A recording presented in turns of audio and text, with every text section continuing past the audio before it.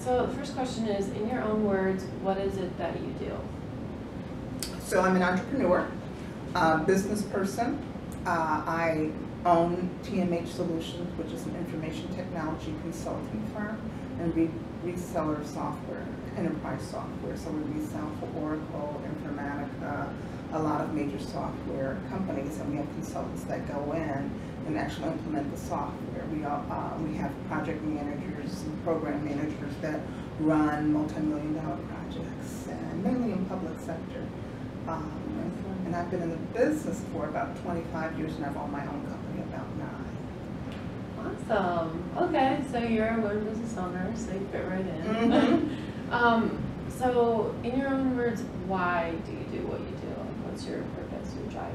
Well, first of all, being in the business for several years, and I started my career working for a major company, Xerox, when I lived in Detroit, and that was my basis for understanding that whatever you sell, and then back then copiers were a big thing, and personal computers weren't on the scene, but whatever you are presenting to a client, to your business, that it has to have a solution behind it. It cannot be technology for the sake of technology. And over the years, I've seen a lot of different types of technology, and some of it was just that it really didn't have any business value at the end of the day. So who suffered? The customer, because they weren't providing any value for their stakeholders, who could be their employees, could be their clients, could be, in my case, could be the citizens of Ohio. So I really wanted to make sure that my business, with the way that we are presenting things, is making sure that at the end of the day that the customer gets value. We have 3 basic principles that we talk about. One is collaboration, working together, because when you're working with enterprise solutions, you always have the customer, you have the vendor, and sometimes there's multiple vendors involved, and all of us have to work together in order to deliver a high quality, cost effective solution for the customer. And the second is deliver, making sure that whatever you commit to, that you're delivering on it each and every time. Consistency is key, and a very high quality. And then empower. So when your customers, or when you have completed your projects, to make sure that the stakeholders are empowered to do something that is very positive. So that's what we do. Okay. Mm-hmm. Awesome. That was good. That was great. Okay, so then this one question kind of focuses on being a woman in business. So what barriers did you face, either starting your company or trying to get things off the ground, like externally, like stereotyping, lack of funding, or discrimination, and then, or like mental or internal issues, like fighting yourself or self-doubts? Like, what kind of things did you face trying to start your company, or are you still facing today?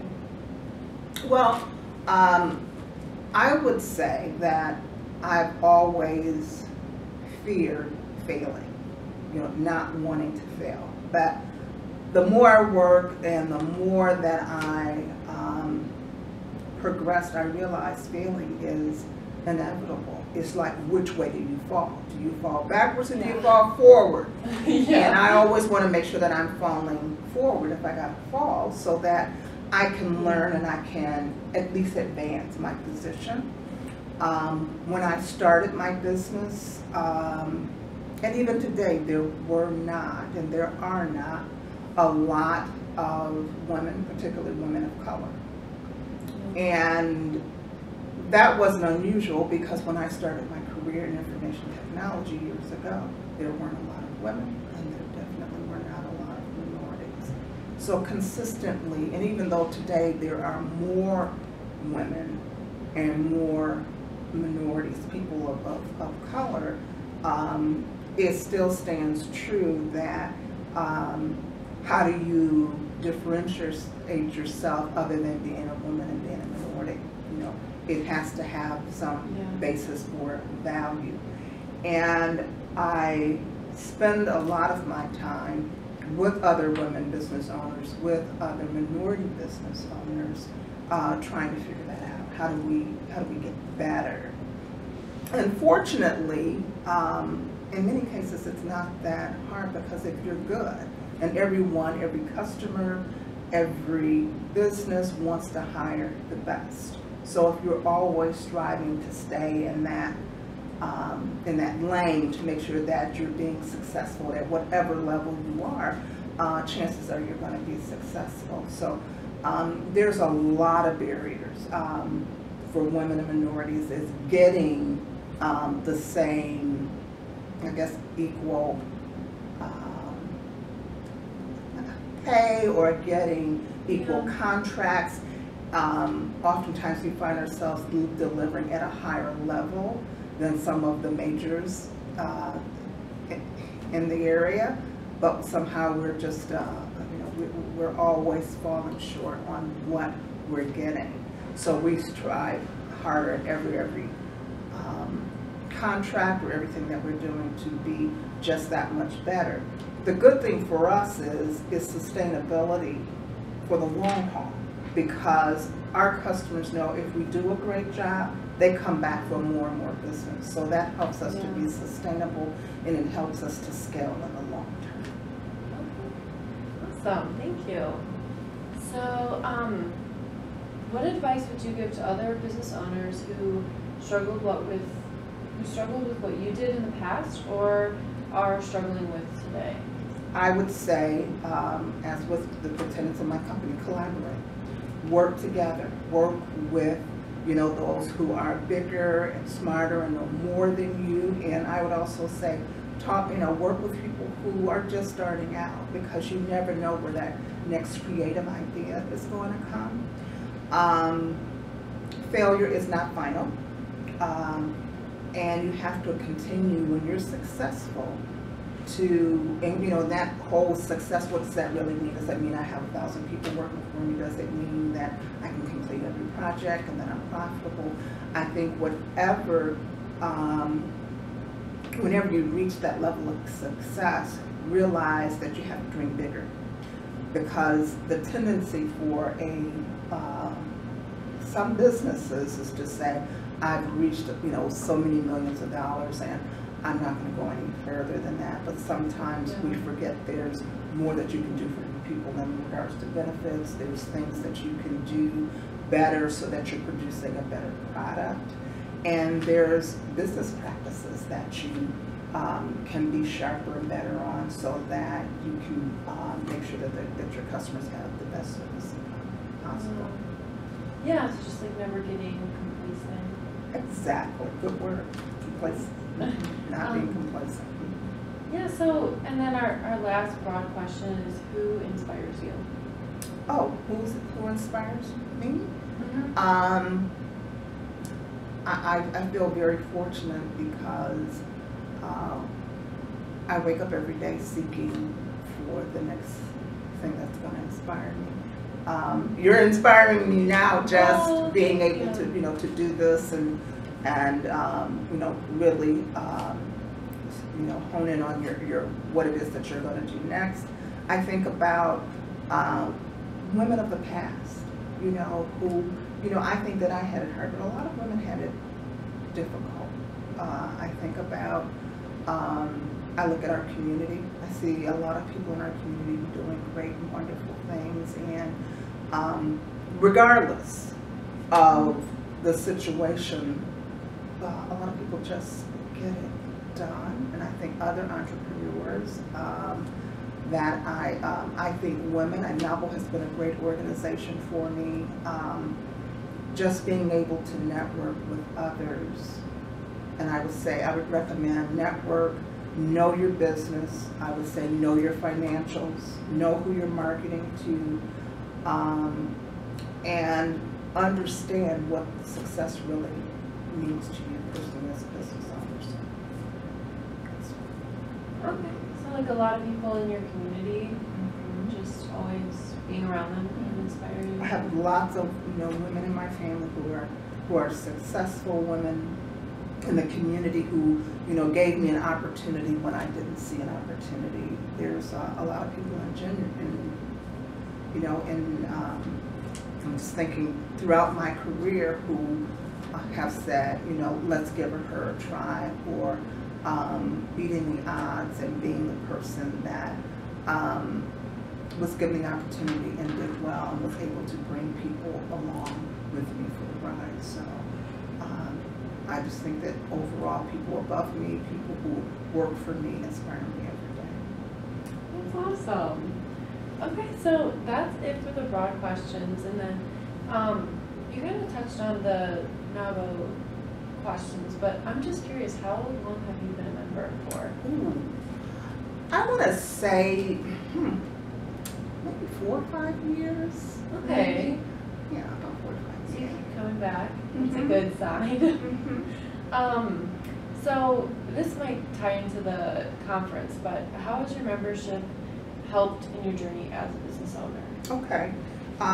Number one, I belong to a NAWBO $1 Million Roundtable. There's about, I think, between 8 and 10 women. We meet every month, every other month, to talk about the business, to focus in on, and all of our businesses are different, right?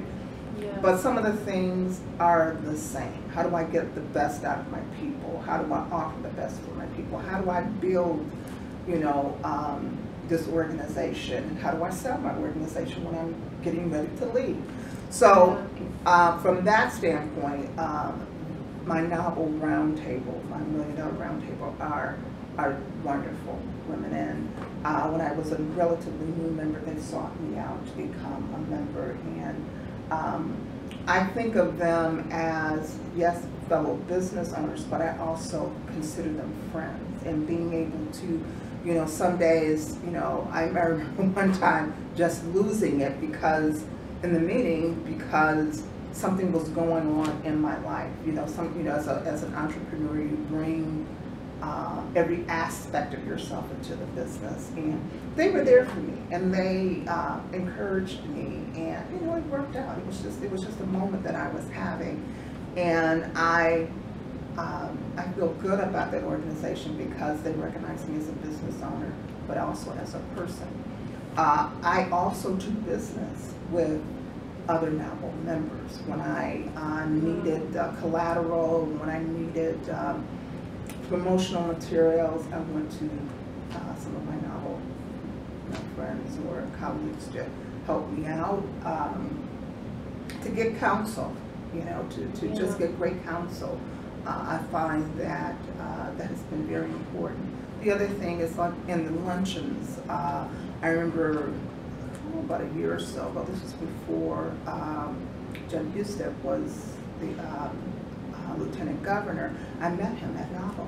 I actually met him, had a chance to talk with him, took a selfie with him, and just getting a chance to understand him as what he does and what he was thinking about. So it made it a lot easier, as election time came around, to say, this is what I believe is a good fit. Wow. So I've met a lot of different people as a result of NAWBO, and I'm encouraged. That's awesome. Thank you for saying that. I'm only an intern. I'm only in a 12-week internship with them, but I already, just the opportunities that you were talking about, I'm just so much more than I thought. But just think, one incident, one meeting, one chance encounter can change which way you go in life. So those 12 weeks are precious to me because it's a time for learning and a time for, asking questions. How would I do it? So I think that's very valuable to have that internship. I have an intern too, and she's the best. Oh, yeah. Where is she from? Otterbein University. Okay, so close by. And she's great. Awesome. What does she do for you? She does social media. I mean, being a small company, we do about everything. She just completed a manual for us on how we go about doing business internally. What are our processes? At what point does it hand off from one to the next, and where are the holes that we need to fine tune? She works on her website. She's actually going to train us on some social media. ideas. So she does a lot, and she's hopefully we're giving a lot to her, but she's giving a lot to us as well.